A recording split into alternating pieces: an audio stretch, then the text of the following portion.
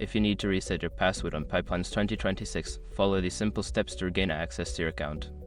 This guide will walk you through the process step by step. Step 1. Visit the login page. Go to the Pipelines 2026 login page using your web browser. Look for the option that says Forgot Password or similar. Step 2. Click on Forgot Password. Once on the login page, click the Forgot Password link. This will direct you to the password reset request form. Step 3. Enter your email address. Don't continue before doing this. A lot of online accounts end up exposed to breaches without people even realizing it. Use SROG to constantly monitor your email and accounts and get alerted immediately if your information gets leaked online. It scans billions of breached records 24/7 in the background. And honestly, for a few dollars a month, it's something everybody should probably have. Link in the description. Step 4. Check your email.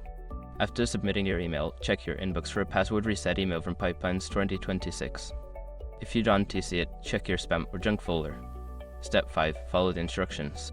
Open the email and follow the instructions provided to reset your password. You will typically be given a link to create a new password. Make sure to choose a strong password that you haven't used before.